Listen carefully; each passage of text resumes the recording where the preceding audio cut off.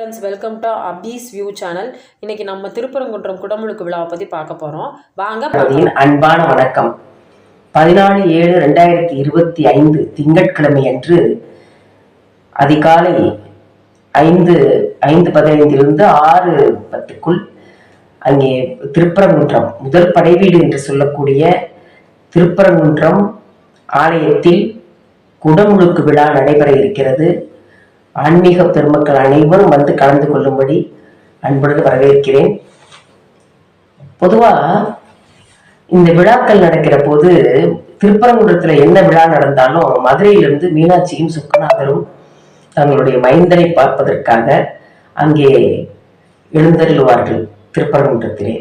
நாளை மறுநாளும் அவர்கள் கிளம்பி மதுரையிலிருந்து கிளம்பி அன்று முழுவதும் திருப்பரங்குன்றத்திலே இருந்து இந்த விழாவை சீரோடும் சிறப்போடும் நடத்துவதை கண்டுகளித்து மீண்டும் அவர்கள் நாளை அன்று இரவுதான் வந்து சேருவார்கள்.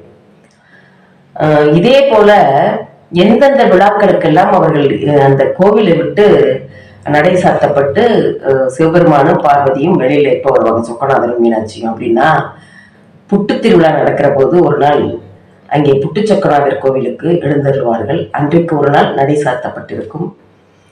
முருகப்பெருமானுக்கு திருப்பரங்குன்றத்திலே திருக்கல்யாணம் நடைபெறுகிற போது பங்குனி மாதத்திலே ஒரு நாள் அங்கே இருவரும் எழுந்தருள்வார்கள். அப்போ நடை சாற்றப்பட்டிருக்கும் ஒரு நாள் முழுக்க.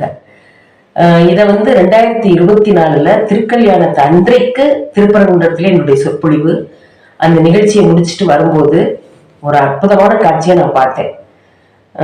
வழி அனுப்புவதற்காக முருகப்பெருமான் மீனாட்சி சுக்கநாதரை வழி அனுப்புவதற்காக வருகிறார். அப்போ அந்த கோவிலுக்கு எதிர்ப்புறம் உள்ள அந்த தெருவிலே ஒரு மீனாட்சி அம்மனும் சொக்கநாதரும் நடுவிலே அந்த ரதத்திலே இருக்க முருகப்பெருமான் 3 முறை வலம் வருகிறார் மீனாட்சி அம்மனையும் சொக்கநாத பெருமானுக்கு. இன்னும் வருங்காலங்கள்ல நம்ம குழந்தைங்க எல்லாம் அம்மா அப்பாவை விழுந்து வணங்குவாங்களான்னு கூட தெரியாது. ஆனா நம்மளுடைய பாரம்பரியத்திலே கடவுளாக இருந்தாலும் பெற்றோரை வணங்கித்தான் வழி அனுப்ப வேண்டும் என்பது ரொம்ப அற்புதமான அந்த காட்சியை பார்த்தேன். அதை அந்த வீடியோல பதிவிட்டு இருக்கிறேன், அதை நீங்க பார்க்கலாம். அதே மாதிரி இந்த விழா காலங்களை எல்லாம் நாம முருகப்பெருமானையும் மீனாட்சி சொக்கநாதரை திருப்பரங்குன்றத்திலே நம்ம வழிபடலாம்.